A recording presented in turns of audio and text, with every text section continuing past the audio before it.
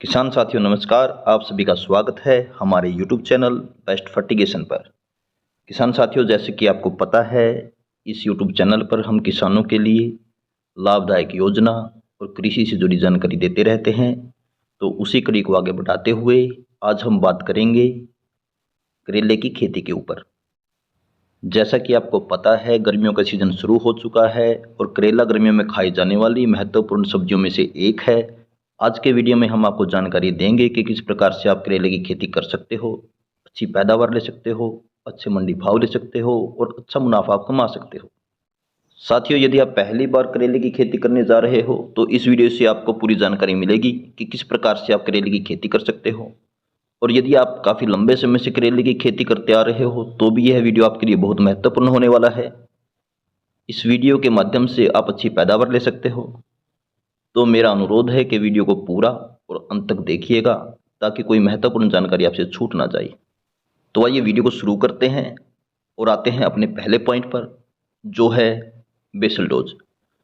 साथियों, जैसा कि आपको पता है, जो करेले की खेती है वह काफ़ी लंबी अवधि की खेती होती है, इसीलिए बेसल डोज इसको अच्छी चाहिए।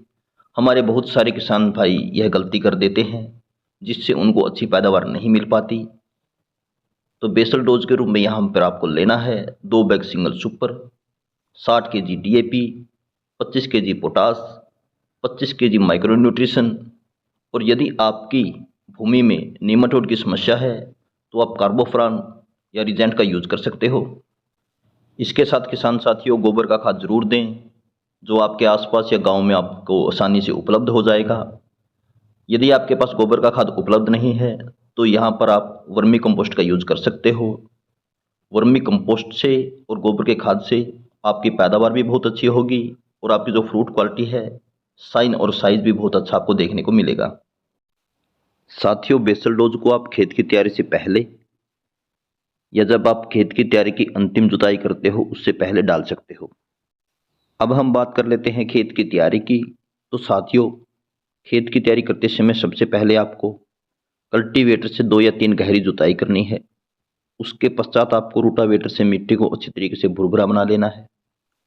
खेत को तैयार करने के पश्चात आपको, जैसे आप घिया, लौकी या तोरी की नाली बनाते हो, मेढ़े बनाते हो, उस तरीके से आपको नालियां या मेढ़े बना लेनी है। इस समय आपको ये ध्यान रखना होता है, आपको जो मेढ़ों की दूरी है यानी कि नालियों की आपस की दूरी है वो 8 फीट से ज़्यादा नहीं रखनी है। अब बात आती है साथियों सीड के सिलेक्शन की। सीड का सिलेक्शन आपको बहुत ध्यानपूर्वक करना है। सबसे पहले आपको आपके क्षेत्र में जो किसान करेले की खेती करते हैं उनसे जाकर आप मिल सकते हो और आपके क्षेत्र में अच्छी पैदावार देने वाले करेले के सीडों के बारे में जान सकते हो। या आप आपके क्षेत्र में जो भी दुकानदार वेजिटेबल सीड का काम करते हैं उनसे जाकर आप मिल सकते हो और अच्छी पैदावार देने वाली अच्छी वैरायटियों को आप खरीद सकते हो। इसके अलावा हम कुछ चुनिंदा सीडों के लिंक नीचे डाल देंगे, आप उस लिंक से जाकर ऑनलाइन आसानी से सीड परचेज कर सकते हो। सीड की सोइंग यानी कि बीज किसान साथियों आपको नालियों के ऊपर वाले हिस्से पर लगाना है, ताकि जब आप सिंचाई करें तो पानी उन तक ना पहुँचे, केवल नमी उन तक पहुँचे, जिससे उनका जर्मिनेशन बहुत अच्छा होगा। साथियों, सीड लगाने के बाद आपको सिंचाई करनी होती है। जैसे कि हम पहले बता चुके हैं, सिंचाई इस प्रकार से करनी है, पानी मेढ़ों के या नालियों के बिल्कुल ऊपर तक नहीं जाना चाहिए, वहाँ तक केवल नमी ही जानी चाहिए। यदि पानी मेढ़ों के या नालियों के ऊपर तक चला जाता है तो आपके सीड जर्मिनेशन में प्रॉब्लम आ सकती है। जब आपका पूरा सीड जर्मिनेट हो जाता है उसके पश्चात समय आता है स्प्रे शेड्यूल का। और हमारे बहुत सारे किसान साथी इस समय बांस और बम्बू का स्ट्रक्चर तैयार करते हैं। जैसे कि किसान साथियों हमने बताया था, करेले की जो फसल है यह काफ़ी लंबी अवधि की फसल है। आने वाले समय में बारिश का मौसम भी आने वाला है, इसीलिए हमारे बहुत सारे किसान साथी बांस और बम्बू की बंधाई करते हैं। हम भी आपको यहाँ पे रिकमेंड करेंगे, हो सके तो करेले की खेती आपको बांस और बम्बू का जो स्ट्रक्चर है उसके ऊपर करनी है। इससे आपकी पैदावार भी बहुत अच्छी होगी, फ्रूट क्वालिटी बहुत अच्छी आपको मिलेगी और मंडी में इसके भाव भी आपको बहुत अच्छे मिलेंगे। साथियों, अब हम बात करते हैं स्प्रे शेड्यूल की। तो यहाँ पर हम आपको बता दें कि करेले की खेती में रोग बहुत कम लगते हैं। करेले की खेती में लीफ माइनर, फंगस वगैरह की समस्या देखने को मिलती है, परंतु आपको जो इंसेक्टिसाइड का प्रयोग है, आप करेले की खेती करते हो या किसी भी वेजिटेबल की खेती करते हो, तो आपको कम से कम रखना है। सबसे पहले आपको सहारा लेना है नीम ऑयल का। नीम ऑयल के रिजल्ट आजकल किसान साथियों को बहुत अच्छे देखने को मिल रहे हैं और यह मार्केट में बहुत सस्ता उपलब्ध होता है। यदि उसके बाद भी आपकी फसल में गंभीर रोग आपको देखने को मिलते हैं, तो उस अवस्था में आपको इंसेक्टिसाइड का सहारा लेना है। तो किस प्रकार से आपको आपकी फसल को अच्छा स्प्रे शेड्यूल बनाकर स्वस्थ रखना है और अच्छी पैदावार लेनी है, हम आपको बताते हैं। जैसे कि आपकी फसल पूरी तरीके से जर्मिनेट हो जाती है, उस समय आपको फंगीसाइड यानी कि साफ पाउडर और नीम ऑयल का स्प्रे कर देना है। इस स्प्रे के लगभग 10 से 15 दिन बाद फिर आपको एक स्प्रे निकालना होता है। इस समय आपको इंसेक्टिसाइड के रूप में लेना है इक्टारा या कन्फिडोर, और उसके साथ में फंगीसाइड के रूप में आपको ऐड करना है बावास्टीन। इस स्प्रे के 5 दिन बाद या जब आपकी फसल 20 दिन की हो जाती है, तो उस समय फिर आपको एक स्प्रे निकालना होता है। इस समय आपको स्प्रे के रूप में लेना है NPK 19-19-19 और उसके साथ में आपको ऐड करना है बायोवीटा। इस स्प्रे के पश्चात आपको आपकी फसल के अंदर बढ़वार बहुत अच्छी देखने को मिलेगी और साथ में हरापन भी बहुत अच्छा आपको देखने को मिलेगा। साथियों, जब आपकी फसल 30 से 35 दिन की हो जाती है, उस समय फिर आपको एक स्प्रे निकालना होता है। इस समय आपकी फसल में फल फूल बनने शुरू हो जाते हैं और किसान भाइयों को फल फूल यानी कि फ्रूट ड्रॉपिंग की समस्या सामने आती है।